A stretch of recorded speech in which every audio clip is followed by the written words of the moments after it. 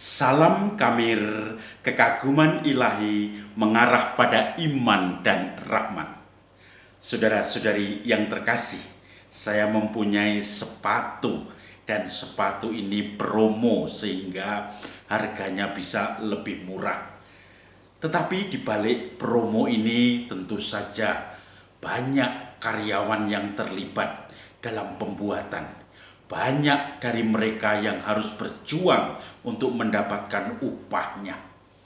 Saya pernah merasakan sebagai manajer, dan ketika rapat dengan pemilik perusahaan, itu biasanya rapat top manajemen atau top manager, manajer ke atas sampai CEO, dan kemudian nanti diputuskan tahun depan kita kurang lebih harus untung berapa persen. Nah, untuk mencapai target itu, nanti masing-masing manajer mempunyai tugas untuk meningkatkan produktivitas karyawan. Kalau sudah seperti itu, tidak ada lagi dialog. Dari manajer-manajer tinggal perintah-perintah, manajer produksi, manajer pemasaran, dan semuanya itu selalu diarahkan kepada profit yang sudah dicanangkan tadi, yaitu berapa persen untuk keuntungannya. Maka saudara-saudari yang terkasih, akibatnya ketika terlalu optimis di dalam mencantumkan atau menargetkan keuntungan, maka yang menjadi korban kadangkala para buruh. Buruh hanya dianggap sebagai tenaga kerja, dan itu menjadi semacam hukum karma. Karena buruh itu misalnya ketika harus mengejar target yang masih jauh, mereka kadang harus, saya pernah harus lembur sampai jam 10 malam, bahkan jam 12 malam. Saya pernah mengatakan ini tidak mungkin, dari jam pagi jam 7 bekerja harus lembur sampai jam 12 malam, jam 10 malam. Lalu manusia seakan-akan tidak ada capeknya, atau mungkin dipaksa untuk over sampai mengantuk, dan bisa jadi kecelakaan kerja meningkat karena ngantuk. Mereka dipaksa untuk mengejar target keuntungan tadi, karena kalau tidak, manajer akan mendapatkan semacam cap atau penilaian, yaitu penilaian yang negatif karena tidak bisa sampai pada target untuk keuntungan atau profit itu. Saudara-saudari yang terkasih, akhirnya tangan besi semua dipaksa lembur. Bahkan lemburnya tidak manusiawi, karena sampai seakan-akan malah 15 jam sehari bekerja. Itu kadang-kadang menjadi menyusahkan. Dari jam 7 pagi sampai jam 12 itu sudah 5 jam.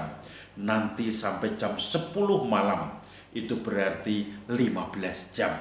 Bayangkan, buruh dipaksa, maka kemudian mereka dipaksa untuk melayani itu. Dan itu sering terjadi. Saudara-saudari yang terkasih, Injil hari ini berbicara juga tentang melayani dan dilayani, tentang tangan besi para penguasa-penguasa. Yesus didatangi oleh ibu Zebedeus, yaitu ibunya Yakobus dan Yohanes. Matius menceritakan bahwa ibu Yesus datang kepada ibu Zebedeus datang pada Yesus. Dia minta, kalau boleh anakku Yohanes dan Yakobus bisa nanti duduk di sebelah kanan dan kirimu di dalam kemuliaan. Lalu Yesus mulai merenungkan, apakah kamu bisa makan cawan, bisa minum dari cawan yang harus kuminum? Ibu itu yakin mereka dapat. Lalu Yesus mengatakan, memang cawan yang akan kuminum juga kamu minum, tetapi hal duduk di sebelah kanan dan sebelah kiriku itu hanya Bapa yang berhak memberikannya, bukan aku. Dan kemudian para murid jengkel kepada Yohanes dan Yakobus. Kenapa ibumu seperti itu? Injil Matius itu Injil untuk orang-orang Yahudi, maka dikatakan yang melobi Yesus adalah ibu Zebedeus. Tetapi Injil lain, Yakobus dan Yohanes langsung mendatangi Yesus. Karena dalam tradisi Yahudi, ibu itu dihormati. Hormatilah ibu bapamu, artinya sungguh-sungguh menghormati. Kalau yang datang ibu dari kedua anak itu, maka Yesus menurut tradisi Yahudi akan lebih menghormati karena ibu ini dihormati daripada Yakobus dan Yohanes anaknya. Saudara-saudari yang terkasih, karena rekan-rekan Yakobus dan Yohanes marah, lalu Yesus mengatakan, kamu jangan begitu. Memang penguasa-penguasa sekarang berkuasa mengatur dengan tangan besi. Tetapi kamu hendaklah kalau jadi penguasa menjadi pelayan. Kalau kamu ingin menjadi pemimpin, harusnya kamu menjadi pelayan. Kalau kamu ingin menjadi penguasa, kamu harus menjadi abdi dari semuanya, bukan dengan tangan besi. Saudara-saudari yang terkasih, kalau ilustrasi yang saya berikan, buruh-buruh di pekerjaan tadi di pabrik itu mengejar target. Karena apa?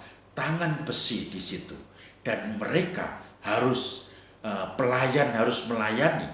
Tetapi pemimpin harus membuat target. Pemimpin tidak perlu mendengarkan pelayan, buruh, karyawan. Tetapi Yesus mengajarkan sebaliknya. Barang siapa menjadi pemimpin, dia harus menjadi pelayan. Maka pertanyaannya, pernahkah kita memperhatikan orang-orang di sekitar kita?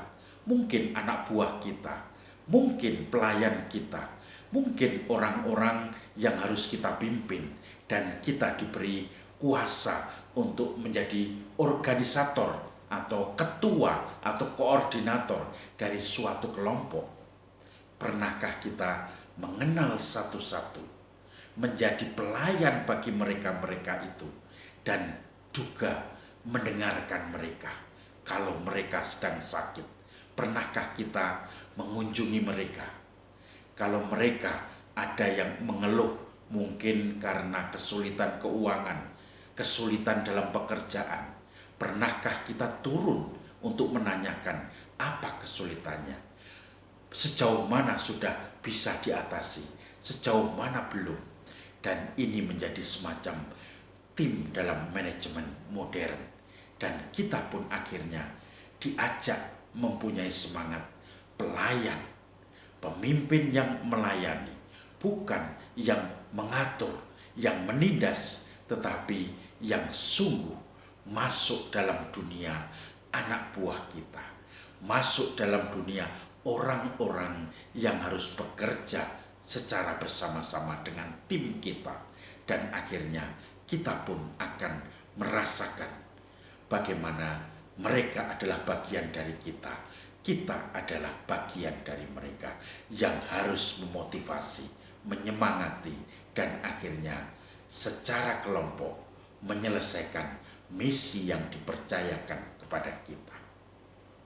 Salam Kamir, kekaguman ilahi mengarah pada iman dan rahmat.